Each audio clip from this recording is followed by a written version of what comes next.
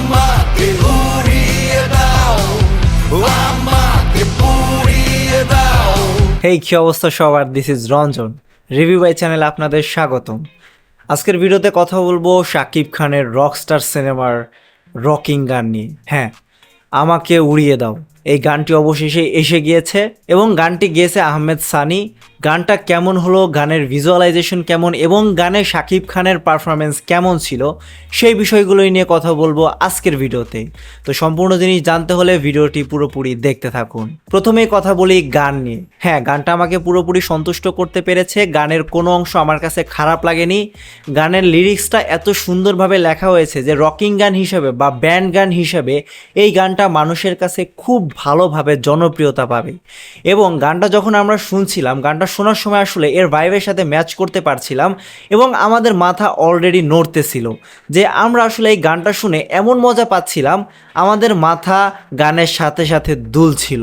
তো গানটা আসলে এমনভাবে ক্রিয়েট করা হয়েছে, গানের প্রত্যেকটা সিনই আপনার ভালো লাগতে বাধ্য। হ্যাঁ, ব্যান্ড গান হিসাবে গানে যতগুলো ইনস্ট্রুমেন্ট ব্যবহার করা দরকার তারা কিন্তু সেই ইনস্ট্রুমেন্ট ব্যবহার করেছে। প্রথমে আপনার মনে হবে এই গানটা রকিং গান, তারপরে আবার গানটা শুনে মনে হবে যে গানটা একটা স্যাড সং। গানের দুইটা পার্ট রয়েছে, প্রথমে তারা ব্যান্ড টাইপ করার চেষ্টা করেছে এবং পরে তারা একটা স্যাড ভার্সন দেওয়ারও চেষ্টা করেছে। অর্থাৎ শাকিব খান যখন খুব কষ্টে থাকবে তখন হয়তো এই টিউনটাই এই গানটায় বাজতে থাকবে স্যাডভাবে, আর যখন তারা আসলে উন্নতি হতে থাকবে অর্থাৎ সে রকস্টার হয়ে উঠবে তখন হয়তো এই গানটা আসলে ব্যান্ড টাইপ গান হিসাবে বাজানো হবে। তো শাকিব খানকে দেখা যাচ্ছে এই গানে যে সে হচ্ছে রেকর্ডিং করছে এই গানের। তো শাকিব খানের এই গানটাই হয়তো সবচেয়ে বেশি জনপ্রিয়তা পাবে সিনেমার মধ্যে। এই গানের মাধ্যমেই তার হয়তো উত্থান হবে এবং মানুষজন তাকে আসলে চেনা শুরু করবে, পছন্দ করা শুরু করবে। এই গানটা আসলেই মানুষজনের ভাইব ম্যাচ করতে পেরেছে। গানে শাকিব খানের লুক, প্রেজেন্টেশন, কালার কম্বিনেশন এক কথায় দুর্দান্ত হয়েছে। শাকিব খানের ক্যারিয়ারে হয়তো এই সিনেমাতে সবচেয়ে স্টাইলিশ লুকে তাকে দেখতে পারবো। তো শাকিব খানকে দেখার জন্য আসলে অপেক্ষায় রইলাম। তবে শাকিব খানের পারফরমেন্স নিয়ে কথা বলবো।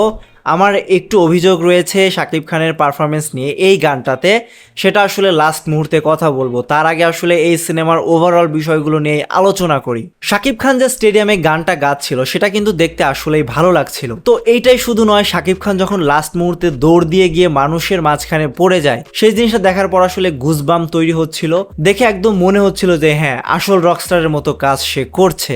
তো গানটা কিন্তু আসলে অনেক বড় একটা গান, 4 মিনিট 40 না 42 সেকেন্ডের মতো গান।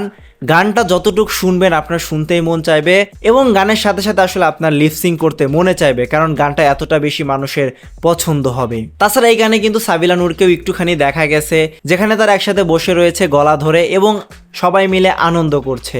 তো শাকিব খান যে ব্যান্ডটা ক্রিয়েট করবে সেই ব্যান্ডে হয়তো 4 জন লোক থাকবে, তারা 4 জন বন্ধু থাকবে। তো এই জিনিস ছাড়াও কিন্তু আরেকটা জিনিস দেখা যাচ্ছে এই গানে, যে শাকিব খান অনেকটা বেশি অমনোযোগী গান গাওয়ার ক্ষেত্রে। কেন সে কনসেন্ট্রেট করতে পারছে না সেই প্রশ্ন কিন্তু রেখে গেছে এই গানটা। হয়তোবা সাবিলা নূরকে পাওয়া যাচ্ছিল না, সাবিলা নূর কোথাও হারিয়ে গিয়েছে, এর জন্যই শাকিব খানের কনসেন্ট্রেট এই লাইভ কনসার্টে ছিল না। তো আমি আসলে এখন বলতে চাই যে শাকিব খানকে নিয়ে যে অভিযোগটা ছিল, শাকিব খানের যে ক্লোজ আপ শটগুলো আছে সেই শটগুলো যদি আপনি ভালোভাবে দেখেন সেইখানে আসলে কেমন যেন আমার কাছে মনে হয়েছে যে রকস্টার হিসেবে তাকে মানাচ্ছিল না।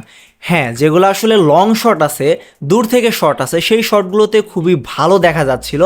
তবে একদম কাছ থেকে যে শটটা, লাস্ট মুহূর্তে যে স্টেজের যে একদম সামনে থেকে শটটা দেখানো হয়েছে সেই শটটাতে যে শাকিব খান গান গাচ্ছিল সেটাতে কেমন যেন আমার কাছে মানাচ্ছিল না, এইটাই মনে হয়েছে।